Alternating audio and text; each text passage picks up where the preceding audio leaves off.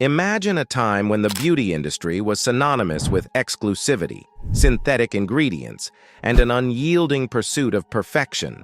Into this landscape of glossy superficiality stepped Anita Roddick, a visionary who not only challenged these norms, but redefined them. She founded The Body Shop in 1976, aiming to transform the beauty industry by infusing it with principles of environmental activism and ethical consumerism. Her story isn't just about founding a company, it's about igniting a global movement that rethought the way beauty products were made, sold, and marketed. Anita Roddick was born on October 23, 1942, in Littlehampton, England. She grew up in an Italian immigrant family, where she learned the value of community and social responsibility from her parents, who ran a cafe. This early exposure to the dynamics of running a business would later influence her entrepreneurial approach. Roddick traveled extensively, which broadened her perspective and deepened her appreciation for natural beauty and cultural diversity. These experiences were instrumental when she opened the first body shop in Brighton, England, with just £8,000. Her concept was revolutionary, a cosmetics shop that shunned traditional advertising, instead focusing on creating high-quality, affordable products made from natural ingredients and packaged in refillable containers. Anita Roddick's childhood experiences in a family-run cafe instilled in her an early understanding of entrepreneurship's potential social impact.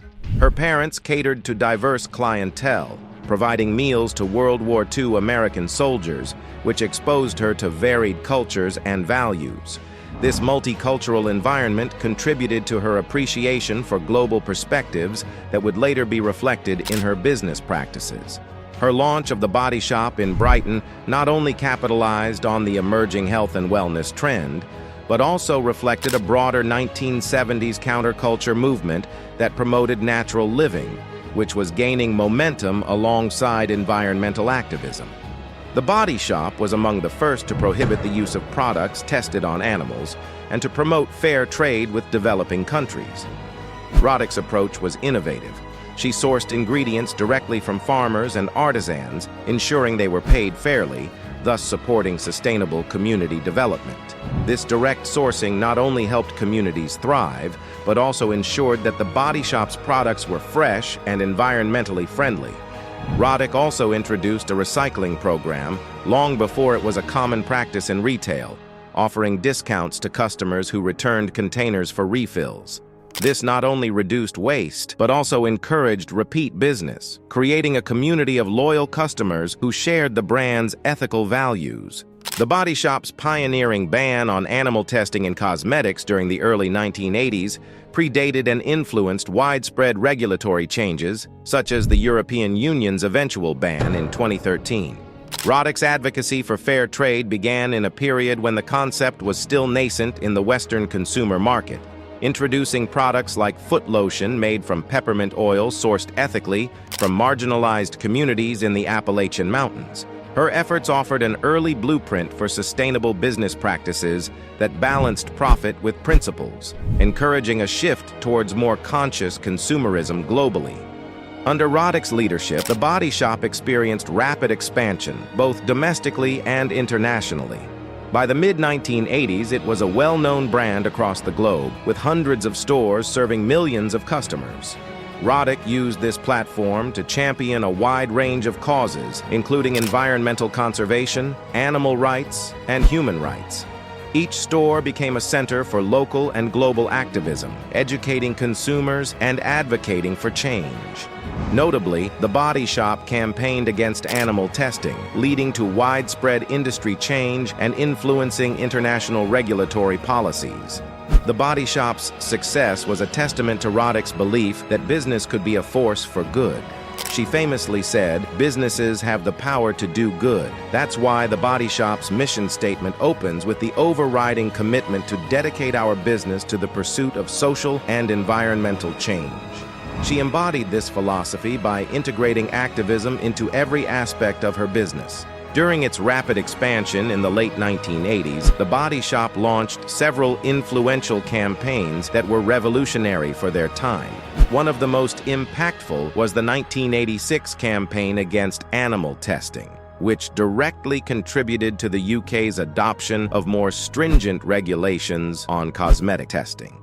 The Body Shop's role in mainstreaming ethical consumer practices became a case study in successful brand activism, inspiring other companies to leverage their economic influence for social advocacy. Roddick's strategic use of store windows and shopping bags as canvases for campaign messages exemplified innovative marketing aligned with corporate activism. Despite its success, the Body Shop faced criticism and challenges. As the company grew, maintaining its commitment to ethical principles became increasingly complex. Critics questioned whether it was possible to scale up without compromising on core values. In 1990, Roddick responded by founding Children on the Edge, a charity aimed at helping vulnerable children in Eastern Europe, which highlighted her ongoing commitment to social causes. In 2006, when L'Oréal acquired the Body Shop, many supporters were concerned that the brand's ethics would be compromised, given L'Oréal's history of animal testing. Roddick addressed these concerns by affirming that the acquisition would expand the Body Shop's influence, allowing it to advocate for change within the larger beauty industry. The Body Shop's transition into a publicly traded company in 1984 brought new challenges, including increased scrutiny from investors and the public who questioned whether its ethical mission could scale with its commercial growth. Roddick addressed these concerns by deepening the company's commitment to community trade initiatives, notably expanding its program in the late 1990s to include suppliers in Nepal and Zambia, thereby reinforcing the brand's commitment to ethical sourcing while navigating the complexities of a global supply chain. Anita Roddick passed away in 2007, but her legacy endures. She is remembered not only as a businesswoman, but as a pioneer of corporate social responsibility. Her approach has influenced countless businesses to adopt more sustainable and ethical practices. The Body Shop continues to operate on the foundation she built, adhering to principles of fairness, equality, and environmental stewardship. Roddick's enduring impact on corporate social responsibility can be traced through continued initiatives by the Body Shop in the areas of environmental sustainability and ethical business practices, even under the ownership of Natura & Co., which acquired the brand from L'Oréal in 2017. The Body Shop has committed to becoming the most ethical and truly sustainable global business, a vision that directly echoes Roddick's foundational principles. This commitment is demonstrated in ongoing campaigns that address modern issues like bio-bridges to restore rainforests and protect endangered animals in Vietnam, Indonesia, and Malaysia, continuing Roddick's legacy into the new millennium. Anita Roddick's journey from a small shop owner in Brighton to the leader of a global enterprise exemplifies the potential for businesses to affect positive change.